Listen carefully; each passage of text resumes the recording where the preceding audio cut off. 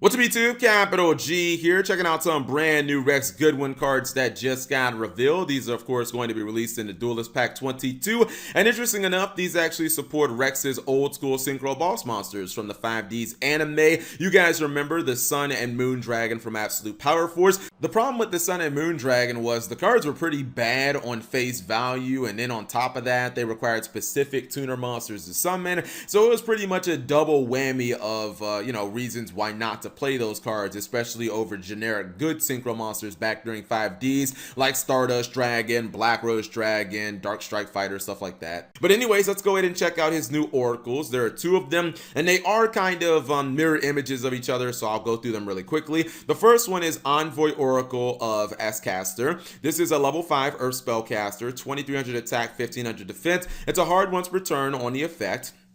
That effect says you can discard one other card. That's a cost.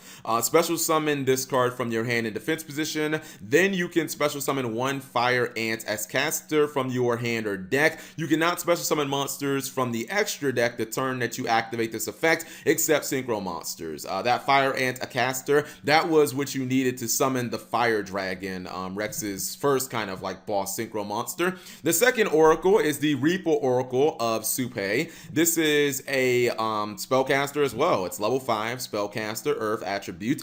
It is 2200 attack and 1900 defense, and it's a hard once per turn as well. You can discard one other card, and basically discards the same exact thing as the last one. Special summon this card from your hand in defense position. You can special summon one Suple from your hand or deck. You cannot special summon monsters from the extra deck during the turn you activate this effect, except Synchro monsters. So as I said, both cards are basically mirror images of each other, and they're supposed to facilitate you being able to drop the Sun and Moon Dragon instantly because their levels add up immediately to the levels of those Synchros, plus you get the tuners straight from your deck, and that's not a bad sentiment. I will give Konami that. Also, you do get the option to go into other Synchro monsters. I don't really know if having like 6 stars on field is actually going to be like good because, I mean, I guess the Reaper Oracle can go into like Neteria Barkion or Goyo Guardian, whoever the fuck is still playing Goyo Guardian in 2019. I actually just trust the Oracle of Ascaster a lot more because those levels add up to 8,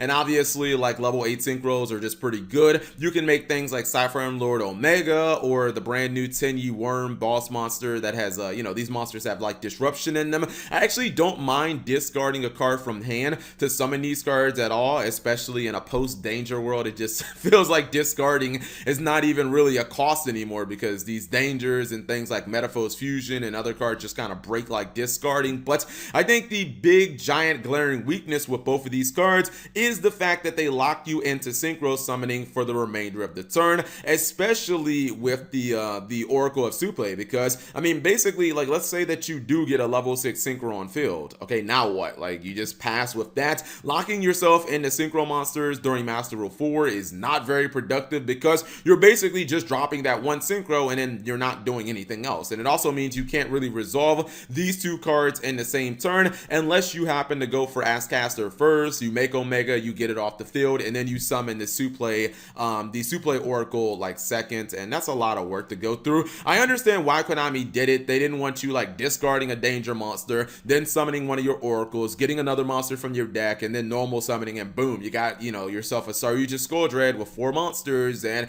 now you can start link spamming and all that other garbage. So I think that's the reason why Konami did not want you to be able to link summon in the turn that you use these cards. But honestly, unless they release new versions of the Sun and Moon Dragon, which that is on the table, if Konami's going to give us new Sun and Moon Dragons that are like way better, then I'll change my opinion about these cards. But yeah, the fact that you're locking yourself out of the other mechanics, mainly link summoning, so you can only drop one synchro outside of Omega, I think that is really going to hinder these cards. But I would not be completely shocked if Konami did make new Sun and Moon Dragons. I mean, if they did and those cards could get themselves off the field, or if those cards had like built-in negation that was like really strong, then we're actually going somewhere. Because on these cards face value, if you take away that clause, I think that these are like good cards. I mean, basically discard a card, summon them, summon a tuner from your deck, instantly synchro. It's just that that's pretty much all you can do. So they have to make better synchro monsters for these cards to be used in, especially if you're using specific tuners in conjunction with these cards. But